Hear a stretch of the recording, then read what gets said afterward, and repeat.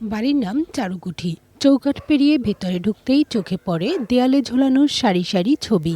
সিঁড়ি বেয়ে ছাদে ওঠার পথেও ঝুলছে অসংখ্য ক্যানভাস। ছাদের একচালাতেও রং, রেখা আর কল্পনায় সাজানো এক সংগ্রহশালা। দেয়ালে ঝোলানো ছবির পাশে রাখা টেরাকোটা, ছোট ছোট ভাস্কর্য আর গ্রামীণ তৈজসপত্র। বাড়ির মালিক ধর্মদাস মল্লিক কিংবদন্তি চিত্রশিল্পী এস.এম. সুলতানের শিষ্য। শিল্পমহলে তিনি ডিডি মল্লিক নামে পরিচিত। ঢাকায় 2 দশকের বেশি সময় কাটিয়েছেন চিত্রশিক্ষা, প্রদর্শনী ও পেশাগত কাজে। তার আঁকা ছবি প্রদর্শিত হয়েছে দেশ বিদেশে। গুরুর ধারায় বাংলা রেখায় আমি বোর্ড লাইনে কাজগুলো করছি, আর আমার হেরিটেজ আঁকতে ভালো লাগে। একটা সময় প্রায় 2 দশকেরও বেশি সময় ধরে 22 বছর আমি ঢাকাতে ছিলাম, ফ্রিল্যান্সারই ছিলাম।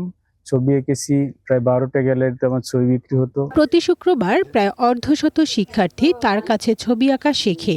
2020 সাল থেকে চলছে বিনামূল্যের পাঠশালা চারুকুঠি শিল্পালয়। ছোটবেলায় যেহেতু আমার গুরু এস.এম. সুলতানের শিষ্যকে শিখেছি বিনা বেতনে, অবৈতনিক, ফলে আমি সেই ধরনের ছেলে মেয়েদের কথা চিন্তা করে ভাবলাম যে তারা তো সুযোগ পায় না, সবাই শহরে যে শিখতে পারে না।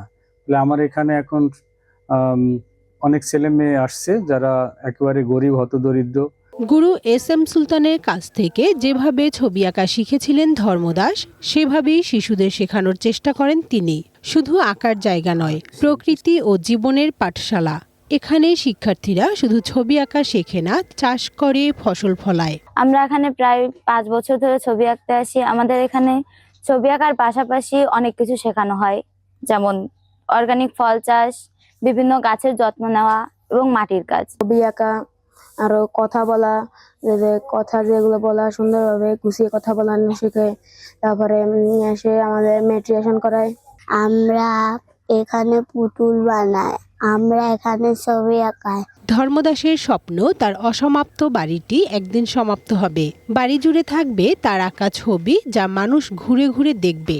একটি কক্ষে ঠাঁই পাবে হারিয়ে যাওয়া গ্রামীণ পেশা, সরঞ্জাম ও গল্প, যা দেখে নতুন প্রজন্ম চিনবে নিজের শিকড়।